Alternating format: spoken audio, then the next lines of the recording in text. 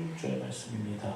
화면으로 다 함께 읽도록 할게요. 시작. 시몬 베드로가 대답하여 이르되 주는 그리스도시요 살아계신 하나님의 아들이시니이다. 다시 한번 읽습니다. 시작. 시몬 베드로가 대답하여 이르되 주는 그리스도시요 살아계신 하나님의 아들이시니이다. 아멘. 오늘은 이제 늘 하나님을 생각하기라는 제목으로 하나님의 말씀을 증거하도록 하겠습니다. 사람들은 대부분 이제 어떤 사람을 볼 때 그 사람이 어떤 사람인가 이렇게 생각하게 돼요. 그렇지 않습니까? 처음 보는 사람일수록 그렇죠. 이제 외부에서 아니면 또 어떤 공동체 안에서 또 이제 사업하다가 직장 안에서 새로운 사람 만나보면은 그 사람이 행동하는 것, 말하는 것, 생기는 것 보고서 이제 그 사람에 대해서 이제 추측하게 된다라는 것입니다. 상대방에 대해서 근데 이제 제대로 알면 좋은데 이제 첫인상이 맞아요, 안 맞아요, 대부분. 뭐 사람마다 다르겠지만 대부분 틀립니다. 그래서 그릇된 판단으로 사람을 잘못 판단하기도 한다라는 것이에요. 이게 제가 20대 때 있었던 일입니다. 제가 외형적으로는 그때만 해도 스포츠로 이제 짧게 갖고 다녔어요. 근데 몸무게는 이제 거의 이제 90kg, 100kg 넘을 때. 그럼 이제 뭐처럼 보였겠어요? 뭐처럼 보이겠어요? 조폭처럼 보이겠죠. 그래서 이제 차 타고 한번 가는데 이제 버스 기사가 제가 아무튼 뭐 기억이 잘 안 나는데 두 명 중에 한 명이 실수한 것 같아요. 근데 이제 버스 기사가 화가 내려서 버스에서 이제 내린 적이 있습니다. 제 차로 와 보더라고요. 제가 어떻게 했을까요? 창문 한번 살짝 내렸어요. 근데 그때 제가 가죽 장바를 입고 있었고 머리는 역시 짧은 스포츠였습니다. 버스 운전기사가 뭐라고 하냐 아십니까? 얼굴 보더니 아무 말 안 하고 그냥 돌아갔어요. 버스로. 속은 순댕이입니다. 순댕이. 근데 외형 보고서 직업을 하고서 이제 돌아간 적이 있어요. 그냥 웃자고 하는 소리고 이제 사람을 볼 때 이제 그 사람이 이제 사람들이 추측을 하게 되는데 제대로 모르는 상태에서 그릇된 판단하는 경우가 허다하다. 제가 그 말씀드리고자 하는 것입니다. 예수님 당시에 이런 일들이 있었다라는 것이에요. 예수님이 누구신가 사람들이 궁금했을 것입니다. 갑자기 나타난 예수님이 놀라운 일을 행하셨거든요. 예수님이 누군지에 대해서는 이 사람, 저 사람이 막 이야기하기 시작합니다. 예수님은 사람들이 자기 자신을 누구냐 하느냐, 뭐라고 말하느냐 궁금해하셨습니다. 제자들한테 묻죠. 사람은 인자를 누구로 하느냐 묻습니다. 그랬더니 이제 제자들이 귀가 있잖아요. 듣는 귀가. 소문들을 예수님한테 이야기해요. 세례요한, 더러는 엘리야, 어떤 사람은 예레미야, 선지자 중에 한 명이다. 사람들이 그렇게 예수님을 이해하고 있습니다. 많은 사람들이 예수님을 하나님께서 보내신 선지자다 라고 그렇게 추측을 했다라는 것입니다. 예수님을 세례 요한으로 보는 사람들이 있었어요. 그 중에 한 사람이 헤롯 왕입니다. 왜요? 헤롯은 세례 요한을 죽였습니다. 근데 그 죽은 세례 요한이 이거 예수님으로 부활한 것 아닌가 걱정이 되겠죠. 그런 염려도 있었다라는 것입니다. 근데 여러분, 예수님에 대해서 예수님은 이렇다라고 얘기하는데 안타까운 것은 사람들 중에, 수많은 사람들 중에 예수님에 대해서 제대로 이해하는 사람이 없었다는 것이에요. 다 헛다리 짚은 겁니다. 예수님에 대해서 이렇쿵저렇쿵 많은 이야기들을 하는데 제대로 이해하는 사람이 없었다는 것이에요. 사람들이 예수님을 누구라 하는지를 들은 예수님께서는 이제 제자들에게 묻습니다. 그렇다면 사람들이 그렇게 이야기한다면 너희들은 나를 누구라 생각하느냐? 제자들한테 물어봐요. 제자들은 예수님을 가장 가까이 보고 경험한 사람들입니다. 그렇지 않습니까? 그 누구보다도 예수님에 대해서 잘 알아야만 되는 사람들이었어요. 그 예수님의 질문에 베드로가 대답을 합니다. 뭐라고 대답해요? 본 말씀이죠. 주는 그리스도시요 살아계신 하나님의 아들입니다. 정답을, 모범 답안을 제시해요. 예수님께서 질문하신 이 베드로의 대답이 우리가 다 알고 있는 내용이기 때문에 평범한 대답이다 라고 생각될 줄 모르겠지만, 사실 이 베드로의 대답은 보통 사람이 할 수 있는 대답이 아니라는 것이에요. 이 고백은 정말 위대하고 대단한 고백이라는 것입니다. 어떤 사람들은 예수님 귀신 들린 거야, 그렇게 이야기를 했어요. 예수님의 가족들도 예수님을 자기 이제 육신의 가족이라고 생각을 했지, 하나님 아들이다, 메시아다, 그렇게 생각하지 않았다라는 것입니다. 근데 베드로는 30 이제 넘은 그 예수님을 보면서 당신은 구세주입니다, 당신은 메시아입니다, 당신은 하나님의 진정한 아들입니다, 그렇게 고백하는 거예요. 예수님께서 듣고 싶었던 그 답을 베드로가 아주 명확하게 이야기한 것입니다. 예수님께서 뭐라고 말씀하세요? 바요나 시므나 내가 복이 있도다, 그렇게 이야기해요. 복이 있도다. 여러분, 우리가 복이라는 개념이 있습니다. 복을 우리가 기대하지 않습니까? 그런데 오늘 예수님께서 베드로에게 바요나 시므나 내가 복이 있다, 그렇게 이야기해요. 그래서 우리가 기억할 게 뭐냐면은 이 땅에 수많은 복이 있어요. 그렇지 않습니까? 근데 하나님께서 우리에게 주는 진정한 복은 뭐냐면은, 가장 큰 복은 예수님을 명확하게 하는 거예요. 그리고 우리 입술로 고백하게 하는 겁니다. 이게 진짜 복인 거예요. 왜요? 예수님을 누군지 알았기 때문입니다. 하나님 아들입니다. 당신 나의 구세주입니다. 메시아입니다. 그럼 뭐가 우리 가운데 주어져요? 영생이 주어져요. 영생, 구원이. 죄에서 구원받아 영원한 생명을 얻게 되는 그 놀라운 복을 우리가 누릴 수 있다는 것입니다. 우리는 다 예수를 믿는 사람이에요. 그렇지 않습니까? 그래서 예수님이 누구인지 이미 다 알고 있습니다. 이미 다 알고 있어요. 우리 안에 생명이 있습니다. 근데 여러분, 세상 사람들은 예수님에 대해서 잘 알지 못해요. 그냥 좋으신 분, 기독교의 창시자? 그 정도로 이해를 하겠죠. 세상 사람은 이해하지 못해요. 예수님이 그리스도시고 하나님의 아들인 것을 알고 믿는 것은 여러분, 우리의 삶을 영생으로 이끄는 최고의 복이라는 사실을 기억하시길 바랍니다. 예수님께서 베드로의 이야기를 듣고 굉장히 기뻐하셨어요. 흡족해 하셨습니다. 그리고 하는 말씀이, 이를 내게 알게 한 이는 혈육도 아니고 하늘에 계신 내 아버지다. 예수님께서 그렇게 말씀하세요. 무슨 얘기입니까? 성경은 이야기해요. 예수를 믿게 하는, 주로 시인하는 것을 하게 하는 이가 누구냐면은 성령님입니다. 성령 하나님, 곧 하나님께서 그 일을 하시는 것입니다. 하나님 아버지는 성령을 통해서 베드로가 예수님을 누구인지를 알게 하셨고, 고백하게 하셨고, 선포하게 하셨다는 것이에요. 여러분, 우리는 정말 복받은 인생이에요. 그렇지 않습니까? 우리가 예수 그리스도를 알게 하는 것은 하나님께서 하신 일입니다. 하나님의 전적인 것은 은혜예요. 그래서 우리 인생에서 이것만큼 큰 복은 없다는 것입니다. 예수님을 몰라봐요.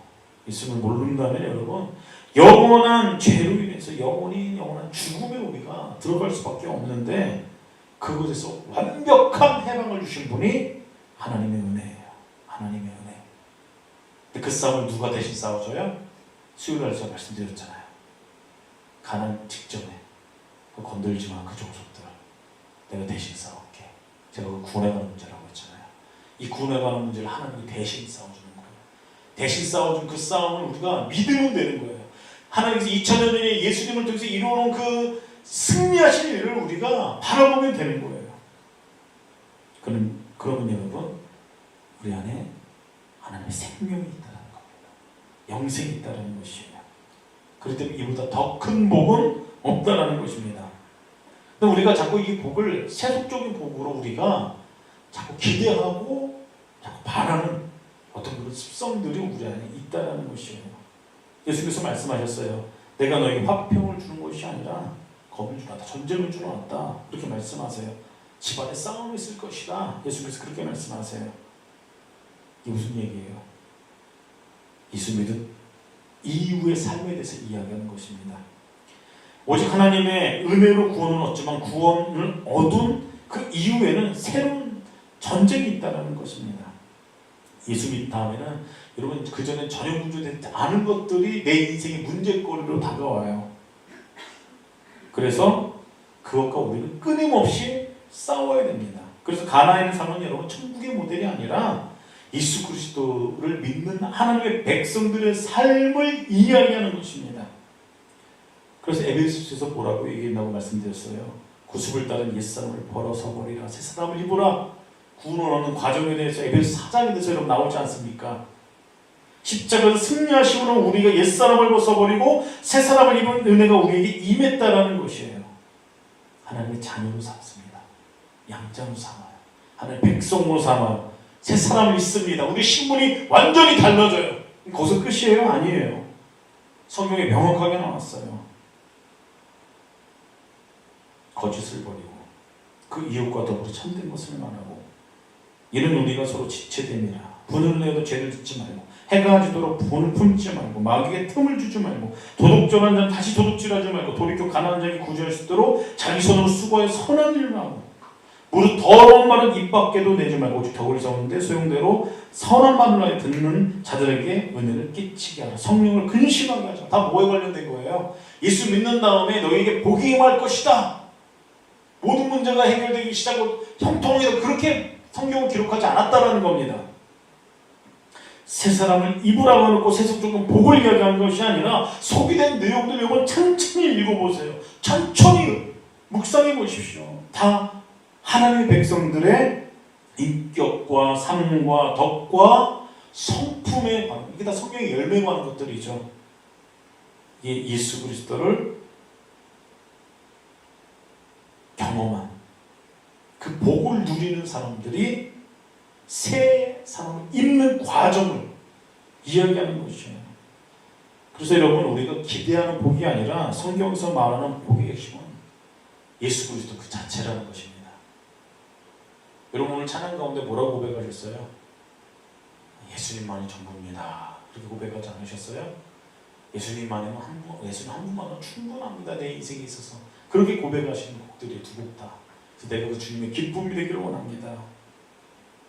여러분 하나님께서 우리에게 예수 그리스도는 가장 큰 복을 허락해 주셨어요. 그 예수님을 포기하지 마십시오. 근데 여러분 그 예수님을 그 복을 낙하채거라고 하는 존재가 있습니다. 사단이 우리를 그냥 두지 않는다는 것이에요. 사단은 하나님의 은혜를 시험거리로 바꾸는 아주 뛰어난 능력이 있다는 것이에요. 우리가 받은 복을 빼앗길 수도 있다는 것입니다. 우리가 그렇게 하지 않기 위해서는 여러분 첫 번째 우리가 할 일은 오늘 제목대로 늘 하나님의 일을 생각해야 돼요. 늘 하나님의 일을. 예수님께서 베드로의 고백을 들으시고 굉장히 만족해 하셨어요. 흡족해 하셨어요. 그리고 예수님께서 거기서 더 나아가 앞으로 있을 일에 대해서 설명을 하십니다. 뭐라고 하셨어요? 나 고난받아. 종교 지도들한테 나 고난받아. 그리고 나 죽을 거야. 예수님께서 그렇게 말씀하세요. 그리고 나 다시 살아난다. 제자들에게 이거를 말씀하셨다는 것이에요.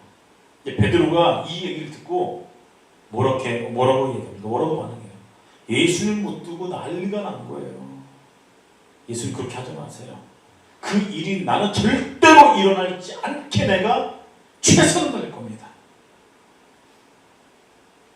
베드로는 고난과 죽음에 대해서 말씀하시는 예수님에 대해서 속상한 마음으로 책망하듯이 막 항의하기 시작한다는 것이에요.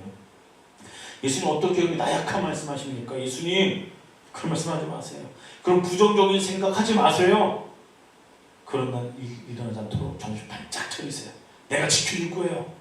다혈질하며 베드로가 예수님을 막 다그치면서 그렇게 이야기하는 것이에요. 수혜자입니다. 베드로의 마음 충분히 이해가 갑니다. 예수님을 아끼고 사랑하기 때문에. 여러분 같으면 그렇게 얘기 안 했겠어요? 저라도 그렇게 얘기할 것 같아요. 예수님께서 다치지 않길 원하는 마음으로 예수님 사랑하니까 그게 정상 아닙니까? 그게 정상 아니에요? 그렇게 얘기하는 게 예수님이 그 베드로의 마음을 아셨을 거예요. 그런데 예수님이 말씀하세요. 사단아 내 뒤로 물러가라. 너는 나를 넘어지게 하는 자다. 그렇게 예수님께서 충격적인 이야기를 합니다. 사단은 사람을 넘어지게 해요. 하나님의 백성들을 넘어지게 해요. 예수님을 넘어뜨리려고 합니다. 예수님은 베드로의 말을 들으면서 이거 나를 넘어뜨리게 하는 사단의 소리다. 그렇게 하셨어요. 방금 전까지만 해도 베드로는 성령님의 말하시게 하심을 따라 이야기했던 사람이에요. 예수님을 명확하게 이해를 했고 예수님이 어떤 분인지 명확하게 말을 했던 사람입니다. 예수님께 너 진짜 복 있다. 복된 인생이다. 칭찬받았어요. 바로 뒤에 시간을 얼마나 걸렸겠어요. 바로 연이어서 사단의 시험이 따랐습니다. 베드로는 예수님을 위해 산 얘기인데 도리어 예수님을 넘어지게 하는 사단이라는 소리를 들었어요. 예수님을 넘어지게 하는 말은 뭡니까? 예수님 베드로가 너 하나님의 일을 생각하는 것이 아니라 사람의 일을 생각한다. 그걸 말씀하시는 거예요. 지금까지 예수님께서 하나님의 일을 감당하기 위해서 죽음까지 불사하고자 가시고자 하는데 베드로가 하는 이 인간적인 생각이 예수님을 넘어지게 하는 그런 이야기였다라는 것이에요. 그래서 여러분 사람들에게는 두 가지 생각이 있습니다. 첫 번째는 하나님의 일을 생각하는 거예요. 그리고 다른 하나는 사람의 일을 생각하는 것입니다. 성령 하나님께서는 하나님의 일을 생각나도록 만드세요. 사단은 반대입니다. 사람의 일을 생각하게 합니다. 그래서 하나님 뜻과 대적하게 만들어요. 사람으로 하고 그 일에 집중하기 위해서 그걸 넘어지게 만듭니다. 근데 여러분 여기에서 잘 봐야 될 것이 있어요. 사람의 일을 생각하는 것. 사단의 이야기가 어떻게 보면은 더욱더 논리적이에요. 상식적입니다. 선의적으로 여겨질 때가 있다는 것이에요. 여러분 생각해 보십시오. 예수님께서 나 고난당해, 나 죽어. 그렇게 이야기합니다. 이거 뭐라고 대답하시겠어요? 예, 예수님 화이팅! 힘내십시오! 그렇게 대답하시겠어요? 예수님 잘하실 거예요. 예수님 할 수 있어요. 고난당한다. 죽는다니까. 제자들이 예수님 할 수 있습니다. 잘해보세요. 이게 상식적인 거예요? 아니잖아요. 예수님 그런 얘기 하지 마세요. 베드로가 했던 반응이 상식적입니다. 더 논리적이고 이게 맞는 반응 아닙니까? 이 베드로의 말이 겉보기에는 인정도 많고 선한 말로 논리적, 상식적입니다. 근데 이건 사단의 이야기였어요. 왜냐면은 하나님의 생각, 하나님의 일을 앞으로 해야 될 일이 진행되는 이 하나님의 일은 베드로의 생각과는 완전 반대였기 때문이에요. 예수님께서 이 땅에 살려보신 분이 아닙니다. 예수님이 이 땅에 죽으러 오신 거예요. 예수님께서는 온 인류의 죄를 짊어지고 대신에 십자가에서 죽으러 이 땅에 오신 것입니다. 그래야만 그 예수의 이름을 믿는 자들이 인생에서 가장 큰 복을 누리기 때문이에요. 영생을 얻기 때문입니다. 그래서 사단은 항상 교모해요. 하나님의 일을 한다고 생각하게 하면서 하나님 그보다 인간적인 생각을 하게끔 만든다는 것입니다. 그래서 우리가 신앙생활하면서 특별히 이제 하나님의 일을 섬기게 교회 일을 하기 시작할 때 교회 공동체 안에서 어떤 하나님의 일을 하기 시작할 때에 조심해야 돼요. 늘 조심해야 돼요. 교회에서 이것저것 일 많지 않습니까? 교회 사이가 있을수록 다들 이야기합니다. 나는 하나님을 위해서 이 일을 하고 있어 라고 이야기합니다. 근데 결국 하나님의 생각이 아니라 사람의 생각을 하며 사람의 일을 할 때가 있다는 것이에요. 그렇게 되면 사단의 시험을 이길 수가 없다는 것입니다. 예수님께서 베드로에게 말씀하셨어요. 너는 베드로라 내가 이 반석에 대해 교회를 세우니 음부의 권세 이기지 못한다. 베드로에게 그렇게 말씀하셨어요. 교회는 여러분 음부의 권세, 사단의 권세 이기는 능력이 있는 줄 믿으시기 바랍니다. 근데 여러분 베드로는 예수님이 그 말을 하신 지 얼마 안 되어서 속는 거예요. 사단이 미혹당하는 것입니다. 왜요? 베드로가 이게 상식이야, 이게 정상적인 거야, 예수님 말씀하는 이렇게 반응하는 게 제대로 된 거야. 근데 사람의 일을 생각했어요. 사람의 일. 여러분, 하나님의 일은 사람의 일이 아니라 하나님을 생각하면, 하나님의 일을 생각하면 그 일을 감당하는 것을 기억하시길 바랍니다. 그래서 하나님의 교회가 하나님을 이루기 위해서 협력할 때 하나님의 뜻을 생각하면서, 하나님을 생각하면서 그 일을 해나갈 때 음부의 권세를 이길 수 있다는 것이에요. 그렇게 하기 위해서 우리가 늘 해야 될 것이 있어요.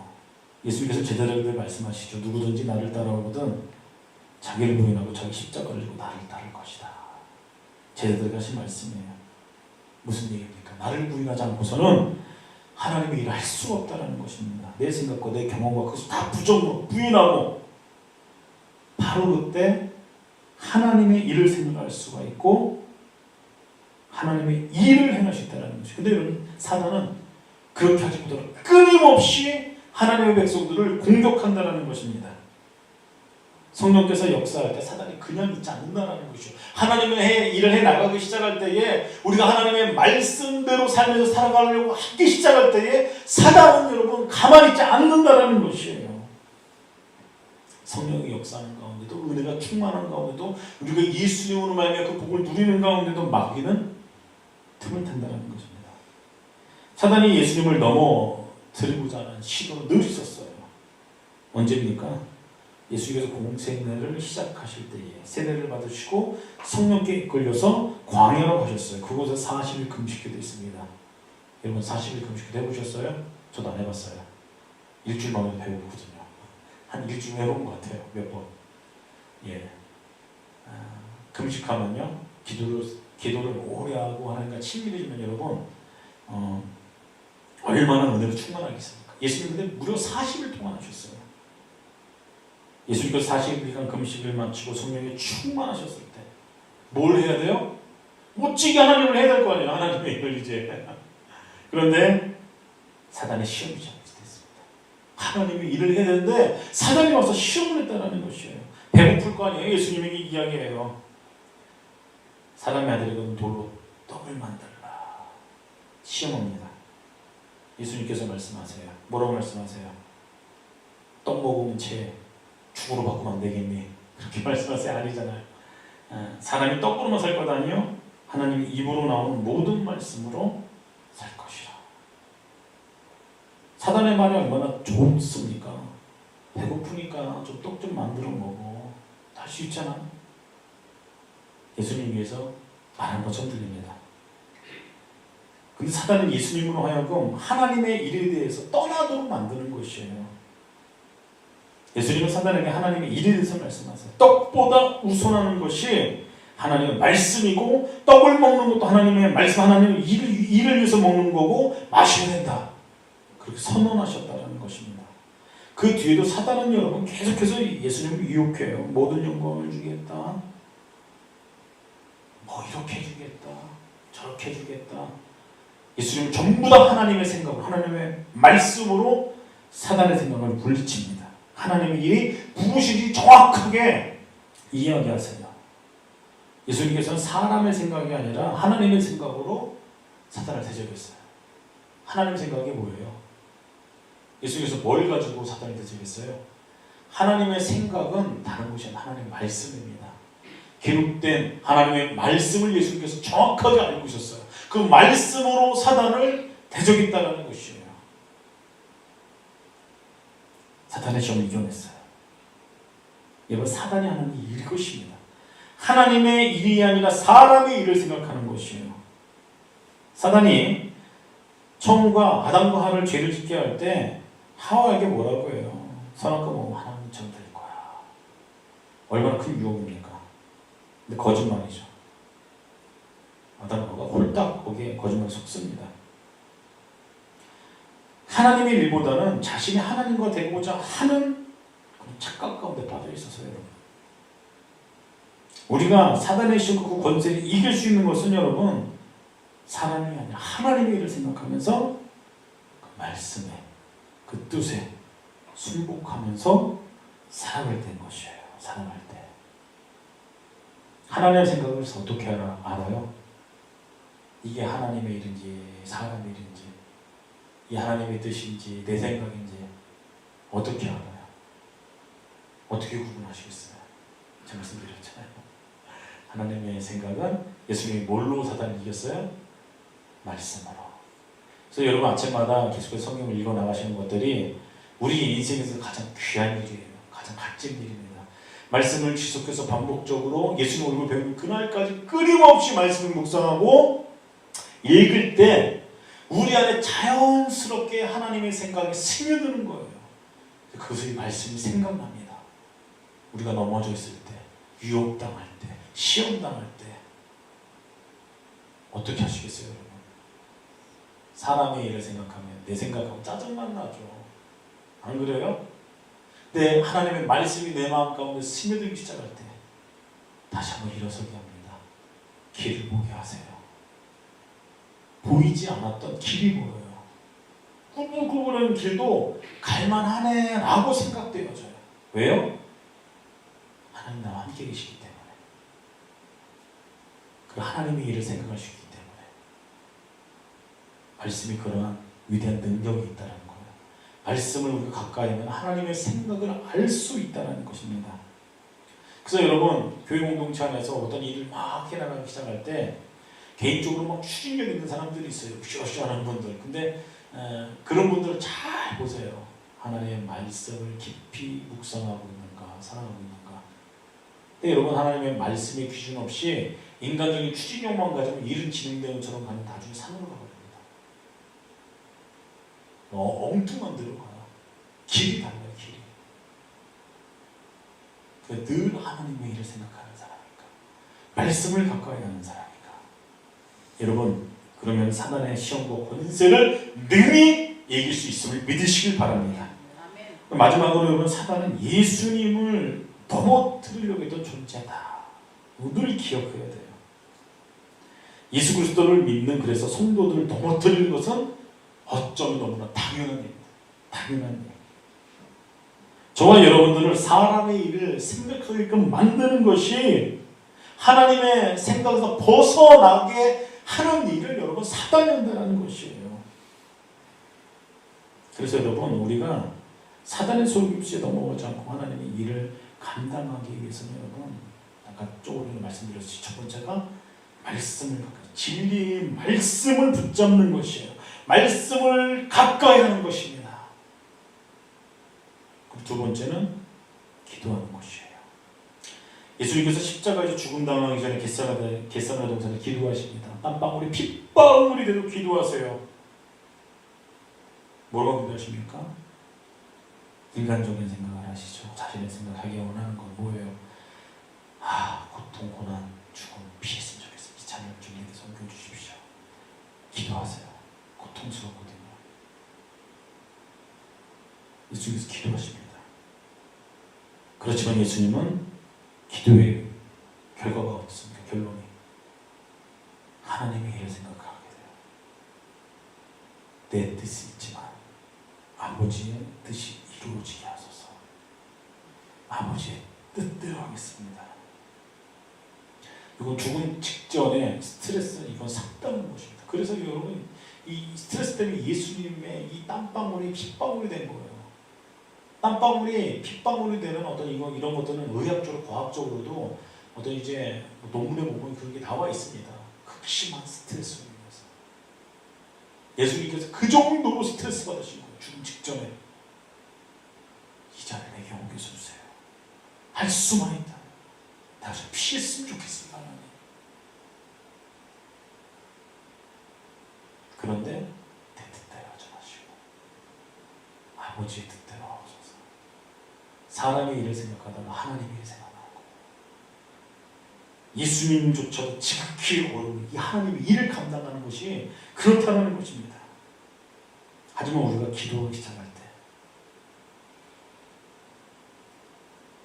하나님의 뜻을 분명하게 확인하게 되고 그 일을 감당할 수 있는 능력을 우리에게 더해준다는 사실을 믿으시기 바랍니다. 말씀을 붙잡고 기도하기 시작할 때 우리는 늘 하나님 편에 서 있어서 하나님의 일을 생각할 수 있는 하나님의 거룩한 백성으로서 살아갈 수 있다는 것을 기억하며 사람의 이유, 사람의 편을 생각하는 것이 아니라 늘 하나님의 편에 서서 하나님을 생각하시는 저 여러분들 되기를 예수 그리스도의 이름으로 축복합니다. 자, 다 함께 주 한번 크게 외치고 통솔합니다.